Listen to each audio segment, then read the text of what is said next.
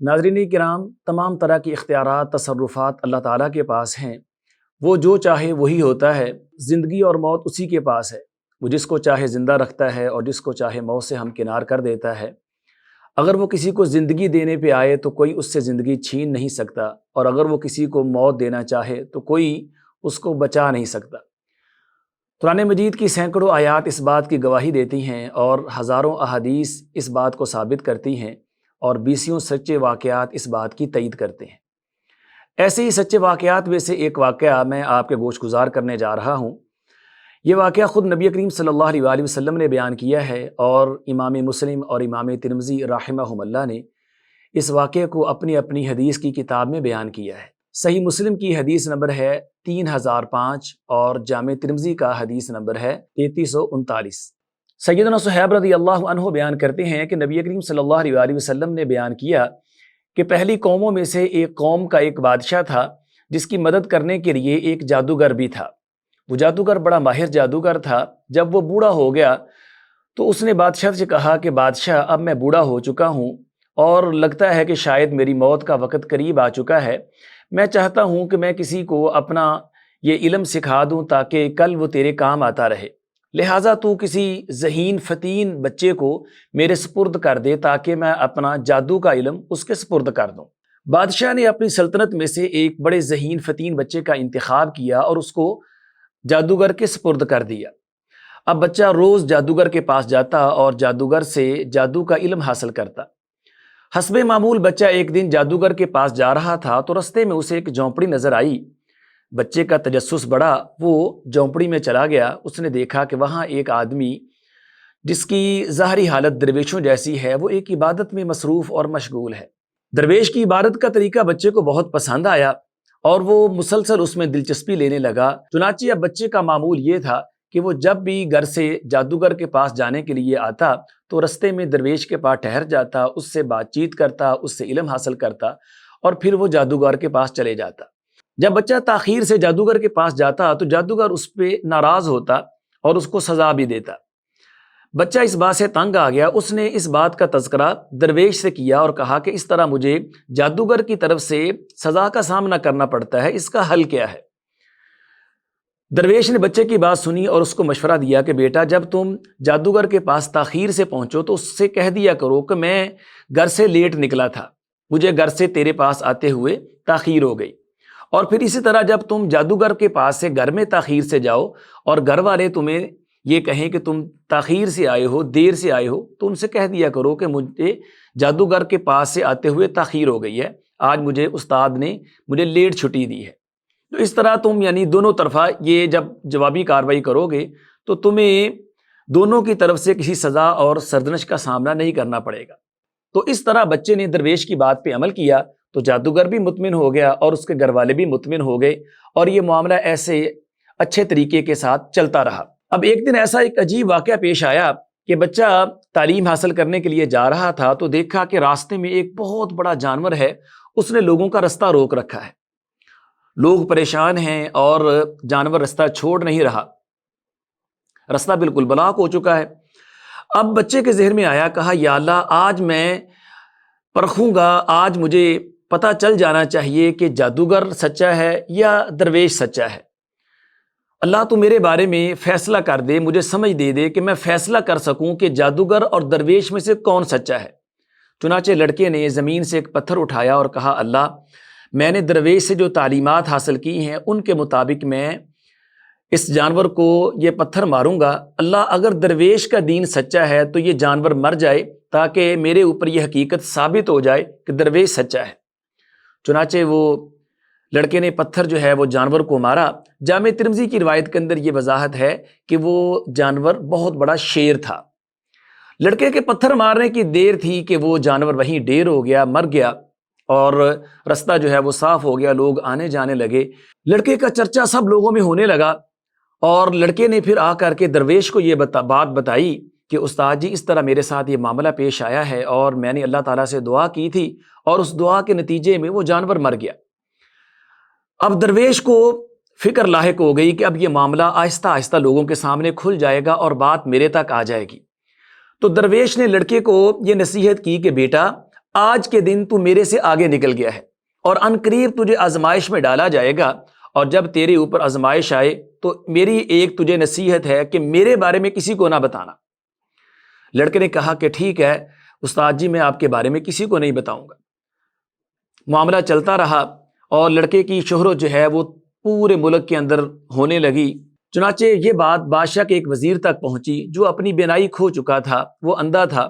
وہ بہت زیادہ تحفے تحائف لے کر کے لڑکے کے پاس آیا اور لڑکے سے کہنے لگا کہ بیٹا مجھے پتہ چلا ہے کہ تم بڑے باکمال جادوگر ہو گئے ہو اور تم لوگوں کو صحت یاب کر دیتے ہو، شفا دے دیتے ہو۔ میں اتنے سارے تحائف لے کے تیرے پاس آیا ہوں، یہ سارے تحائف تیرے ہیں، اب تم میری نظر واپس لوٹا دو۔ لڑکے نے کہا کہ آپ کو غلط فہمی ہوئی ہے، انی لا اشفی انما یشفی اللہ، میں کسی کو شفا نہیں دیتا، شفا تو اللہ دیتا ہے، لہٰذا اگر تم اس اللہ پہ ایمان لے آؤ میں اللہ سے دعا کروں گا، اللہ تمہاری بینائی لوٹا دے گا۔ وزیر نے کہا ٹھیک ہے میں اللہ پہ ایمان لے آتا ہوں۔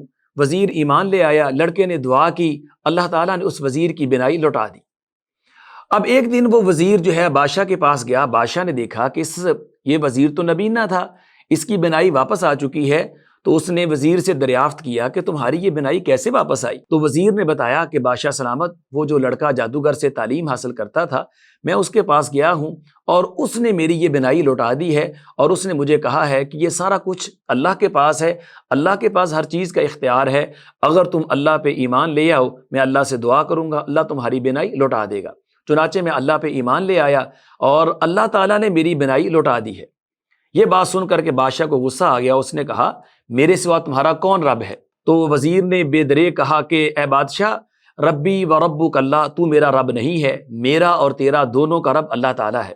بادشاہ مزید غصے میں آ گیا، اس نے کہا وزیر اگر تم نے اپنا یہ عقیدہ اور دین نہ چھوڑا تو میں تجھے قتل کر دوں گا۔ وزیر نے کہا تم نے جو کرنا ہے کر لو، میں اپنے اس عقیدے سے باز نہیں آؤں گا۔ چنانچہ وہ وزیر پہ تشدد کرنے لگا اور اس سے پوچھنے لگا کہ بتاؤ یہ عقیدہ تمہیں کس نے دیا ہے؟ چنانچہ وزیر نے لڑکے کا نام لے دیا۔ اب بادشاہ نے اس لڑکے کو بھی طلب کر لیا اور اب بادشاہ لڑکے سے کہنے لگا کہ لڑکے اپنے دین کو چھوڑ دو، مجھے خدا اور معبود مانو وگرنہ میں تمہیں سخت سزا دوں گا۔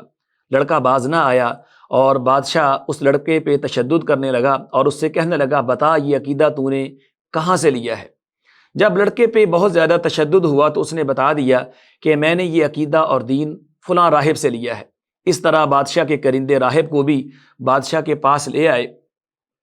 بادشاہ نے راہب سے کہا کہ اپنا عقیدہ اور دین چھوڑ دو اور مجھے رب مان لو وگرنہ میں تمہیں زندہ نہیں چھوڑوں گا۔ راہب نے کہا کہ تم نے جو کرنا ہے کر لو، میں اپنے عقیدے سے باز نہیں آؤں گا۔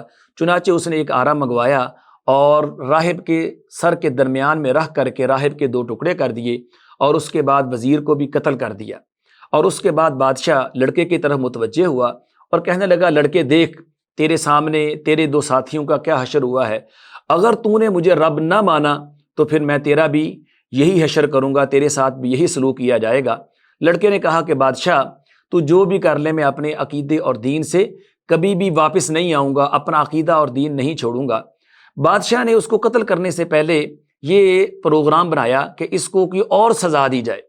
چنانچہ بادشاہ نے اپنے کرندوں کو بلایا اور اسے کہا کہ اس لڑکے کو فلاں پہاڑ کی چوٹی پہ لے جاؤ اور وہاں پہ جا کر کے اس سے پوچھو، اگر یہ اپنا دین چھوڑ دے تو اس کو واپس لے آنا، اور اگر یہ اپنے دین پہ قائم رہے تو وہیں سے اس کو دھکا دے کر کے نیچے گرا کر کے ختم کر دینا۔ بادشاہ کے کرندے لڑکے کو اس پہاڑ کی چوٹی پہ لے گئے اور پہاڑ کی چوٹی پہ جا کر کے لڑکے سے پوچھا کہ اپنا دین چھوڑتے ہو؟ لڑکے نے انکار میں جواب دیا اور اللہ تعالیٰ سے دعا کی، اللہم اکفینیہم بما شئت، اللہ ان کے مقابلے میں تو مجھے کافی ہو جا۔ چنانچہ اللہ نے لڑکے کی دعا کو قبول کیا، پہاڑ بری طرح لرزنے لگا، بادشاہ کے سارے کرندے وہاں سے نیچے گر کے مر گئے، لڑکا آرام سے نیچے اترا اور بادشاہ کے پاس آ گیا۔ بادشاہ نے لڑکے کو دیکھا تو حیران ہوا اور پوچھنے لگا کہ وہ تیرے ساتھی کدھر ہیں؟ تو لڑکے نے بڑی استقامت سے جواب دیا، کفانیہم اللہ، اللہ میری طرف سے ان کو کافی ہو گیا ہے۔ پھر اس کے بعد بادشاہ نے ایک اور حربہ آزمایا، بادشاہ نے اور کرندوں کو بلایا اور لڑکے کو ان کے سپرد کیا اور اپنے کرندوں سے کہا اسے کشتی میں سوار کر لو اور اسے سمندر کے درمیان میں لے جاؤ اور پھر اس سے ایک دفعہ پوچھ لو، اگر یہ اپنا عقیدہ چھوڑ دے تو اسے واپس لے آنا، اور اگر یہ اپنے عقیدے پہ قائم رہے تو اسے سمندر کے اندر دھکیل دینا اور اس کو پانی کی لہروں کے سپرد کر دینا۔ چنانچہ بادشاہ کے کرندے لڑکے کو کشتی میں سوار کر کے سمندر کے درمیان میں لے گئے۔ لڑکے سے پوچھا اپنا دین چھوڑتے ہو؟ لڑکے نے کہا کہ اس کے بارے میں تو سوچا بھی نہیں جا سکتا، اور لڑکے نے پھر وہی دعا کی جو اس نے پہاڑ کی چوٹی پہ کی تھی۔ لڑکا اللہ سے دعا کرتے ہوئے کہنے لگا اللہم اکفینیہم بما شئت، اللہ مجھے ان کے مقابلے میں کافی ہو جا۔ چنانچہ کشتی ہچکولے کھانے لگی اور وہ اپنے سواروں سمیت الٹ گئی۔ بادشاہ کے سارے کرندے غرق ہو گئے اور لڑکا آرام سے ساحل پہ آیا اور اس کے بعد پھر بادشاہ کی خدمت میں حاضر ہو گیا۔ بادشاہ نے لڑکے کو دیکھا تو پھر حیران ہوا اور کہا تیرے ساتھیوں کا کیا بنا؟ تو لڑکے نے بڑے تحمل اور بڑی شائستگی سے جواب دیا کہ بادشاہ کفانیہم اللہ، اللہ ان کو کافی ہو گیا ہے، اللہ نے ان کو لے لیا ہے، وہ سارے مر کھپ گئے ہیں اور میں پھر تیرے پاس آ گیا ہوں۔